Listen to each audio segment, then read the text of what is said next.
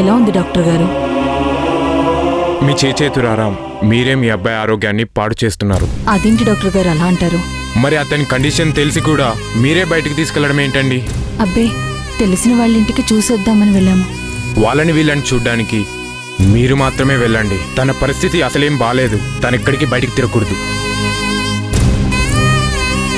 వీలైనంత వరకు జాగ్రత్తగా ఇంట్లో పెట్టుకుని చూసుకోవాలి. చాలా బెడ్ రెస్ట్ ఇవ్వాలి తనకి. అంటే 24 గంటలు ఇంట్లోనే ఉంటే వాడికి కూడా బోర్ కొడుతుంది కదా అని. అలా ఉంటేనే కొద్ది కాలమే ఉంటాడండి. లేదంటే మేం చేయగలనిది కూడా ఏముండదు.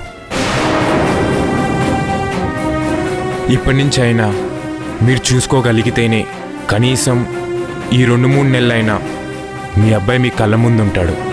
లేదంటే మీ అబ్బాయి మీద మీ ఆశలు వదులుకోవాల్సి వస్తుంది. ఊరికే బయట తిరగడానికి తను మామూలు పేషెంట్ కాదు. లేదు డాక్టర్ గారు, ఇక నుంచి మీరు చెప్పినట్టు బయటకు తీసుకెళ్ళను. తన పరిస్థితి తెలిసినప్పుడు కళ్ళ ముంగట ఉన్నన్ని రోజులు జాగ్రత్తగా చూసుకోండి. కనీసం ఈ కొద్ది రోజులైనా మీ అబ్బాయితో గడిపిన జ్ఞాపకాలు మీకు మెమరీస్గా ఉండిపోతాయి. కాదని చెప్పి ఇలా అటు ఇటు తిప్పుతూ ఉంటే తర్వాత బాధపడాల్సింది మీరే. అది మాత్రం గుర్తుంచుకోండి. Take care Aravind. వెళ్ళొస్తాను. సరే అండి.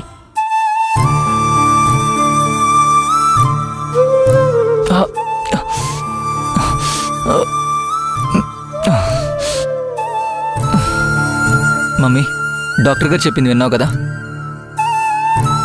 నేను శౌర్య వాళ్ళ ఇంటి దాకా వెళ్ళడానికి ఎంత కష్టంగా ఉంది. అలాంటిది రేపు పెళ్ళి ఎలా చేసుకుంటాను? అంతసేపు పీటల మీద ఎలా కూర్చుంటాను? నువ్వు అలాంటివి ఆలోచించుకురా. డాక్టర్ గారు ఎప్పుడు చెప్పిందే చెప్పారు, కొత్తగా ఏమీ చెప్పలేదు. నేను చెప్పేది కూడా ఎప్పుడు చెప్పిందే చెప్తున్నాను. నేను జాతకాలు నమ్ముతాను, నువ్వు కూడా నమ్ము, అంతే. అమ్మా, నువ్వైతే ఈ విధంగా నా చావును దాచిపెడుతున్నావు మమ్మీ. అది మాత్రం చాలా తప్పు అవుతుంది. ఈలోపు నాకేదైనా జరిగినా రేపు పెళ్ళయ్యాక అందరూ నిన్ను తప్పు పడతారు. నిన్ను నానా మాటలు అంటారు మమ్మీ. ఎందుకు మమ్మీ నా కోసం నువ్వు అవమానపడ్డావు? నీకోసం ఏమైనా భరిస్తాన్రా. అంతగా అవమానాలు పడాల్సి వస్తే అవమానాలు పడతాను. అయినా నీకేమైనా అవుతుందని నువ్వెందుకంటున్నావురా? నువ్వు ముందు ఆ అమ్మాయి మెళ్ళో 3 ముళ్ళు వేయి, ఆ తర్వాత జరిగేది చూడు. నాన్న, ఖచ్చితంగా నీకేమీ కాదు. నువ్వు ముందు మనసులోంచి అలాంటి ఆలోచనలు తీసేసే.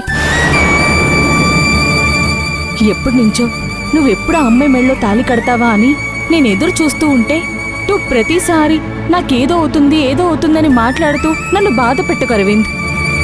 పెళ్లి పీటల మీద పెళ్లి కొడుకుగా నిన్నెప్పుడు చూద్దామా అని నేను తప్పన పడుతున్నానురా. పదే పదే చావు చావు అని రాని దానికోసం నాకు గుర్తు చేసి నన్ను బాధ పెట్టకురా. సారీ మమ్మీ, నిన్ను బాధ పెట్టాలని కాదు. నా వల్ల ముందు ముందు నువ్వెన్ని బాధలు పడాల్సి వస్తుందోనని అలా అంటున్నాను. నీ వల్ల నేను బాధపడేది ఏముందిరా? ఈ బాధలు ఇవన్నీ ఈ 2-3 రోజులు మాత్రమే. తర్వాత నువ్వు శౌర్య లక్షణంగా ఉంటారు. నాకు ఆ నమ్మకం ఉందిరా.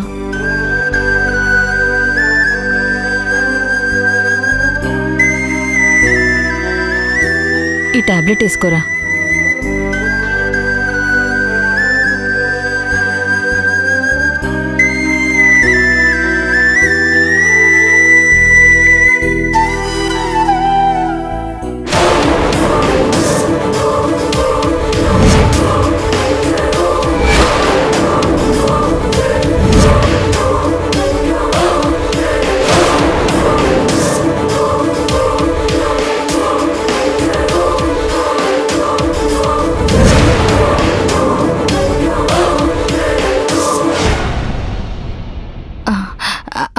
రండి భూమి, రా మాధవ.